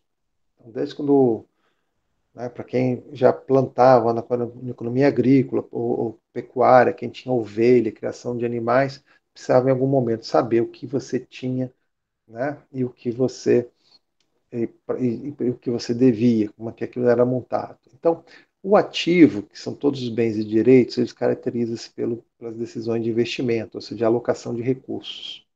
Enquanto que do lado esquerdo, aqui, você tem o passivo, que são para quem você deve, são os terceiros, né? As pessoas que botaram de alguma maneira, estão te financiando. Mas além desses terceiros, você tem o dinheiro do próprio dono, que é a história do patrimônio líquido. Então, esse lado aqui representa o mapeamento das suas decisões de financiamento, né? Como você está se financiando. Isso aqui está montado dessa maneira porque você tem que ficar em equilíbrio. Não pode entrar um parafuso aqui no ativo que não tenha sido financiado por alguém, tá? Dentro de uma empresa. Então, esse equilíbrio o valor total dos ativos tem que ser o valor total da soma do passivo mais patrimônio líquido. Tá? Além, né, dito dessa maneira que eu falei, que o ativo tem que ser a soma desses dois, existe também a visão aqui, que é interessante, que é essa aqui. Qual é a parcela do dono da empresa? O que é dele? Eu tenho uma empresa. O que exatamente? Tudo é meu. Mentira, não é tudo seu. A gente vai olhar o ativo, que é tudo que é da empresa. Aí você desconta todas as suas obrigações com terceiros, né, dívidas, todos os pagamentos que você deve fazer. E o que sobrar é o patrimônio líquido da empresa, é o que pertence ao sócio. Então, essa equaçãozinha aqui, ela vem nos lembrar que o sócio fica com o que sobra da empresa. Tá? Ele tem direitos, eu chamo de direitos residuais. Né? Então, depois que você quitar tudo que você deve, o que sobrar é seu. Tá bom? Nesse conceito. Como eu comentei, ele normalmente tem esse formato, você tem os ativos do lado esquerdo e você tem o passivo e patrimônio do lado direito. Como eu comentei, nós temos aqui bens e direitos de um lado e obrigações com terceiros e obrigações com acionistas. Acionistas aqui é o patrimônio líquido, né, os donos da empresa, representado deste lado direito. Normalmente, então, no ativo nós temos aqui coisas como o que são bens da empresa? Máquinas, veículos, estoque, dinheiro que ela tenha no caixa, dinheiro que ela tenha, né, no banco. O que são direitos? Né, direitos para depósito em banco. É um direito. Você botou o dinheiro lá, mas o dinheiro não está na sua posse. Né? Você tem aquele direito de depósito no banco e o banco precisa te devolver. Título a receber. Né? Se eu vendi alguma coisa a prazo e o cliente ainda vai pagar, é um direito que eu tenho de receber desse cliente. Então, todos os bens e direitos vão sendo colocados aqui. Do outro lado, as obrigações. Quais são as obrigações com terceiros que nós temos? Fornecedores. Quem forneceu matéria-prima para mim e eu não paguei ainda, eu preciso pagar, tem que estar aqui. Se você é um trabalhador, trabalhou do dia 1º ao dia 30 do mês e vai receber no 5º dia útil, você está financiando a sua empresa, porque ela vai pagar seu salário depois. Empréstimos bancários, obviamente, você precisa pagar um dinheiro, um momento, imposto a pagar, se o governo está dando prazo para você recolher os impostos. Então, tudo isso aqui são obrigações que você tem. Pode ser, de novo, com entidades, instituições financeiras, pode ser com o mercado de capitais, pode ser com governos, pode ser com outras empresas ou pessoas físicas até, né? Os salários aqui a pagar. E o patrimônio líquido, normalmente, é o dinheiro que o sócio colocou dentro da empresa, né? Aquele que ele já colocou, ou que ele pretende colocar, ou que ele já colocou dentro da empresa, tá? Já esteja lá integralizado dentro da empresa. Então, isso aqui tudo são garantias que você tem. Então, de novo, aqui são as aplicações, né, onde o dinheiro foi, onde o meu dinheiro está gasto, né, de alguma maneira, onde eu aloquei o dinheiro, e aqui são das fontes que eu captei o dinheiro para colocar nesses lugares. O balanço patrimonial, normalmente, ele separa entre curto e longo prazo. Curto prazo, de um modo geral, é até um ano. Tá? Na verdade, é o que a gente chama de exercício fiscal tem a ver com o ciclo de operação da empresa. Mas, vamos lá, 99,9% das empresas, isso aqui vale até um ano. E longo prazo para a gente é acima de um ano. Então, as empresas têm curto prazo e longo prazo, tanto a receber como a pagar. Vamos dar uma olhada. E também, além de organizar entre curto e longo prazo, o balanço patrimonial ele também ordena as contas porque a gente chama de grau de liquidez. Liquidez aqui é a capacidade desses ativos serem transformados em dinheiro rapidamente ou do prazo de vencimento das minhas contas que eu tenho para pagar. Tá?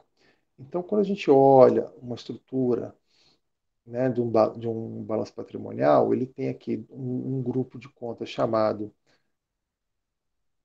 circulante, é o que é o curto prazo. Tá? Então, eu tenho aqui ativos circulantes. E eu tenho aqui, obviamente, também obrigações que estão no passivo, que são o passivo circulante. Aqui são as coisas que estão chamadas de movimento em constante giro, mas esse giro tem a ver com o seguinte: qual a função da empresa? Ela compra matéria-prima, ela transforma a matéria-prima em produto acabado, esse produto acabado vai para o estoque, esse estoque é vendido, se for vendido a prazo, vai virar contas a receber, depois essas contas a receber, o cliente paga, isso vira dinheiro, com esse dinheiro eu posso pagar o meu fornecedor, que vai me entregar mais matéria-prima, que vão ser trabalhados, vão virar produtos acabados, vão para o meu estoque, vão ser vendidos, e eu fico nesse ciclo que é o que a empresa faz no seu dia a dia. Ela trabalha nisso aí. Então, toda vez essas contas que são bens e direitos, como, por exemplo, estoques, contas a receber, isso aqui é do ativo circulante. No passivo circulante, por exemplo, contas de obrigações que eu tenho que pagar, como, por exemplo, fornecedores, salários, impostos que eu preciso recolher no curto prazo, tudo isso aqui está dentro do circulante do passivo. Do longo prazo, é o que a gente chama de não circulante. Tem um circulante aqui, também tem um não circulante aqui. Nesse não circulante do ativo, são aquelas contas que ela tem 4 subcontas, que tem a ver com o que eu tenho a receber, por exemplo, no longo prazo. Imagina, eu vendi por um prazo maior do que 12 meses, alguma coisa. Não tem problema, eu vou receber isso um período superior a um ano. Investimentos. Uma empresa, às vezes, tem participações em outras empresas. Por exemplo, eu posso ser uma empresa siderúrgica com participação numa empresa de ferrovias. Por quê? Eu preciso da ferrovia para escoar minha produção até um porto para exportar. Eu sou um minerador, eu preciso desses recursos e eu quero ter controle sobre o valor do frete. Então, eu comprei uma participação minoritária dentro de uma empresa de ferrovia, de logística, para que eu possa opinar e controlar os custos da minha logística. Então, por exemplo, isso seria um investimento. Tá? Eu tenho mobilizado aquilo que eu não pretendo vender de maneira alguma. Né? Então, quando você compra prédios, máquinas, equipamentos, se eu sou uma empresa de automóveis, eu tenho lá uma cabine de pintura, tenho uma linha de robôs de produção, né? Eu tenho pontes rolantes, eu tenho, sei lá, diversos equipamentos que eu não comprei para vender. O melhor é vender carro, mas tudo isso faz parte do imobilizado, ou seja, aquilo que eu vou utilizar por vários períodos para que eu possa fazer a atividade básica da empresa. E também tem o que é intangível, que são bens e direitos, né? Por exemplo, patentes, tá? Que são bens incorpóreos. Do outro lado, para ser não circulante, eu tenho aqui o exigível a longo prazo, né? São aquelas obrigações que eu tenho que pagar dívidas e financiamentos de médio e longo prazo, com prazo por um ano, e, obviamente, o recurso do patrimônio líquido, que é um dinheiro que os donos colocam e que eu não pretendo tirar da empresa enquanto a empresa existir. Então, aqui, essas contas aqui em cima, como salário, quando a gente fala em liquidez, eu pagar aqui salário, pagar fornecedor, eu tenho que pagar isso aqui rápido e no curto prazo. No não circulante, dívidas, vou pagar no médio e longo prazo com os empréstimos e financiamentos. E o dinheiro que foi colocado na empresa pensando que não vai sair, que é o patrimônio líquido. Tá? Aqui também tem uma lógica de liquidez colocada, as coisas que são mais facilmente transformadas em recursos em dinheiro. Tá? Por exemplo, imobilizado, você comprou máquinas e equipamentos, você não está pretendendo vender aquelas máquinas e equipamentos. Né? Eu não pretendo me desfazer rapidamente desses investimentos, dessas participações na tua empresa. Tá? Mas eu pretendo receber logo o que eu vendi, eu pretendo vender logo o meu estoque, isso está aqui.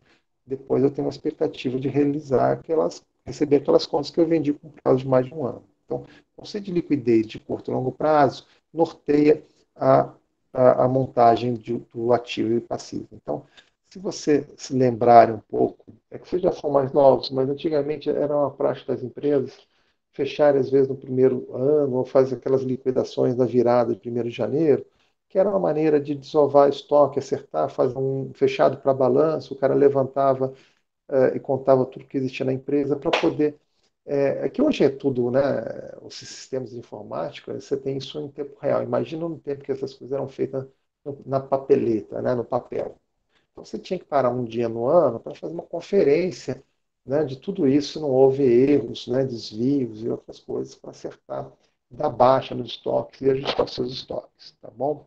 Por exemplo, essas empresas e acabavam fazendo logo na sequência as promoções para desovar coisas que estavam paradas lá dentro. Então, o balanço patrimonial ele costuma ter essa característica de representar uma única data com a situação econômica e financeira da empresa, mas numa data específica, tá? Um dia. No dia seguinte já pode mudar tudo. Isso aqui é uma ideia para que vocês utilizem esses recursos que estão aqui e vocês se atrevam a montar um balanço patrimonial a partir dessas contas, tá? Então fica aí o desafio. Se tiver algum problema, na sexta-feira a gente dá uma olhada. Uma regrinha básica para saber se isso está certo: o valor do ativo tem que ser igual à soma do passivo mais patrimônio líquido, tá? Os valores têm que dar iguais. Do outro lado, nós temos aqui as demonstrações de resultado do exercício, que é aquela característica básica. Se o que eu estou fazendo, então lá eu estou vendo a minha situação, o que eu tenho, né? Quais são os bens direitos, qual a minha situação financeira, para quem eu devo, né? Eu estou apurando o patrimônio líquido, o que sobra, qual a associação, o resultado da empresa ali, está satisfatório ou não. Mas eu preciso saber se aquela atividade econômica que eu estou executando, se ela gera um resultado econômico, lucro. E ela tem uma ideia muito simples. Olha, dá uma olhada na receita, subtrai tudo que você gastou para produzir essa receita e veja se no final sobrou lucro ou prejuízo. Conta de padaria. Tá? Então, ela é montada no sentido vertical, ela tem esse aspecto dedutivo, porque você começa aqui, basicamente, né, de um modo geral, com receita, e depois, praticamente, é só ir subtraindo, para apurar o prejuízo. O que o demonstrativo de resultados faz? Ele simplesmente organiza isso aqui em algumas caixinhas específicas e pega esse lucro aqui e dá uma olhada em algumas métricas intermediárias de lucro intermediários, para que você possa acompanhar e analisar com mais propriedade o que está acontecendo, né? Que será tema lá da nossa análise de demonstração financeira. Então, para a primeira classificação daqueles gastos, ele separa em duas coisas, em custo e despesa. Custo aqui está indicado para a gente, né, como efetuados para obter um produto ou serviço. Então, se você vai vender uma mesa, então ele quer saber que é custo. Toda a matéria-prima, sei lá, madeira que foi nessa mesa, se os pés são de alumínio, o alumínio que foi gasto ali, se tiver uma borracha, um parafuso, quer saber a mão de obra do carpinteiro, né? Eu quero saber toda a depreciação das máquinas e equipamentos que compõem a minha fábrica, né? Os que eu utilizei aqui. Então, o custo está ligado a obter o produto serviço. Então, dito de uma maneira mais, vamos dizer assim, para facilitar a nossa ideia, é como se isso aqui fosse fábrica. Tudo que está lá dentro da fábrica está associado com custos. A parte despesa são gastos efetuados para obter essas receitas. Ou seja, a mesa pronta lá no meu estoque, ela não se vende sozinha. Eu preciso de uma equipe de vendas, eu preciso de mais de logística para entregar, eu preciso fazer um anúncio de publicidade, né, propaganda e publicidade, para as pessoas saibam que eu vendo mesa, fazer um material de divulgação, elaborar tabelas de preço. Eu tenho alguém que tem que fazer a gestão de recursos humanos, eu tenho todo um departamento de contabilidade. Todas essas coisas que estão nesses outros esforços são despesas. Então, aqui, basicamente, se você quiser pensar, pensa assim, para simplificar a vida, é o que está no escritório. Tá? Isso aqui é o que está no escritório. Tá? Então, assim, o que é custo, o que é despesa, não tem a ver com a modalidade das coisas. Se eu comprar papel para impressora da fábrica, para poder emitir um laudo de qualidade, que precisa acompanhar, ou para controlar a qualidade da minha linha de produção, ou outra coisa, esse papel vai entrar como custo. Se eu pego um papel lá para imprimir uma lista de preço, né, para o meu cliente, isso aqui virou uma despesa. Então, não tem a ver com com o que eu exatamente estou gastando, mas com que finalidade eu estou gastando, né? Aquele dinheiro para isso. Então, a gente separa entre custos e despesas. Esse aqui já é um aspecto mais geral do que vem a ser o demonstrativo. Então, aquilo ali foi simplesmente alterado da maneira. Olha, comecei lá, receita. Ver tudo que você vendeu de produtos, de bens e produtos. Você vendeu isso? Não tem problema. Vamos começar com os menos. O primeiro menos que eu quero tirar são os custos dos bens e serviços produzidos. Vou apurar uma linha de resultado aqui intermediária, que é um primeiro lucro. Um lucro bruto, um resultado bruto, ou seja, simplesmente se o preço que eu vendo cobre pelo menos os custos diretos, né, de matéria-prima, mão de obra que vão lá naquele produto. Legal, então cobriu. Então já tem uma linha intermediária. A partir daí eu venho tirando as despesas.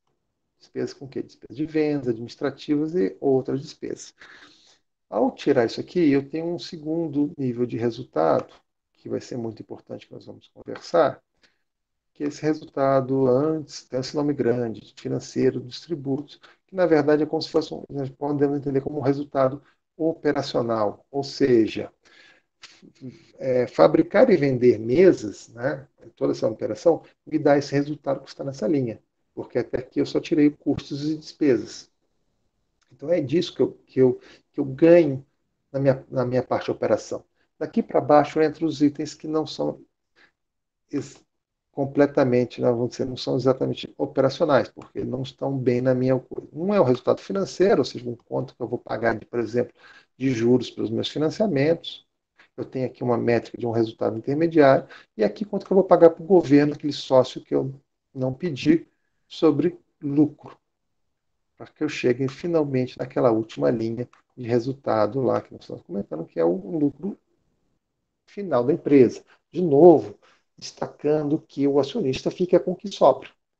Você vendeu, vendeu, vai pagando todo mundo. Paga fornecedor, paga salário, paga todo mundo, paga os credores, né, que parte financeira, paga o governo, pagou. O que sobrar é do dono da empresa. Então, essa separação aqui dessas linhas, elas ajudam a entendermos um pouquinho melhor para onde, né, o nosso dinheiro está escoando. É uma maneira óbvia de maximizar, de eu aumentar o meu lucro, é diminuir os gastos. Se eu não posso aumentar as receitas, é diminuir os gastos. Então, manter os gastos sob controle é uma forma de eu cuidar do meu lucro, né? Então, aqui eu consigo observar em cada caixinha dessa onde que é que eu estou gastando mais, onde eu estou gastando menos. Tá? Nessa visão. Então, além do demonstrativo de resultado, que ele tem uma ideia econômica de apuração do lucro, eu tenho outro demonstrativo, que é o demonstrativo fluxo de caixa. E aqui, esse cara controla a entrada e saída de caixa. Por quê?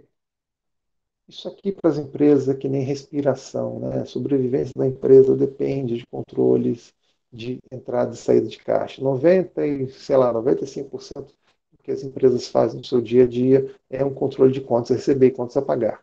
que ele está fazendo com o controle de contas, receber contas a pagar, cuidando que haja dinheiro, recursos no caixa. Então, esse demonstrativo de fluxo do caixa, ele vai ajudar a controlar e apurar isso aqui, tá?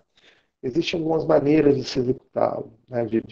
Um que nós chamamos de modo direto e o outro de modo indireto.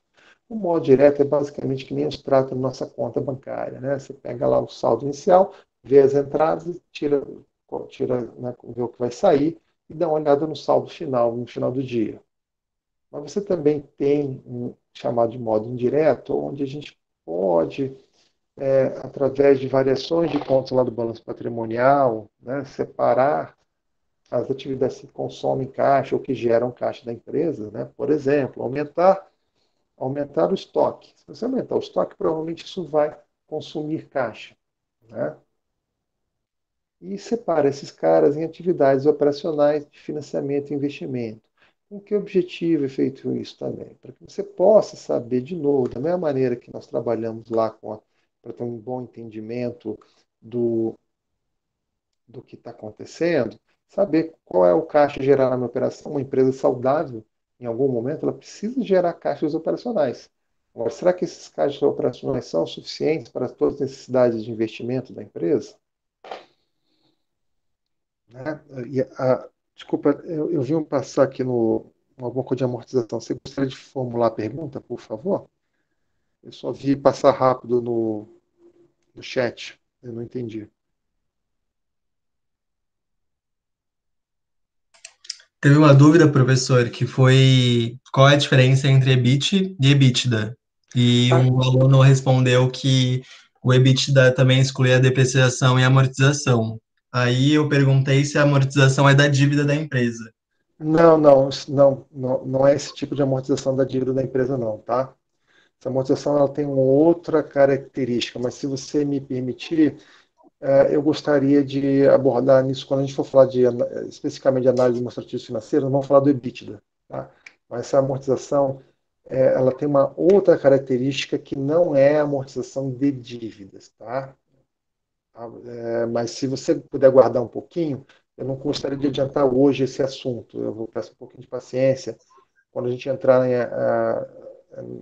na aula de análise administrativa financeira, acho que se bobear já na próxima semana, talvez, se não for a memória, a gente já pode abordar esse assunto e eu dou um esclarecimento. Mas não é a amortização de dívida, eu já te adianto, tá bom?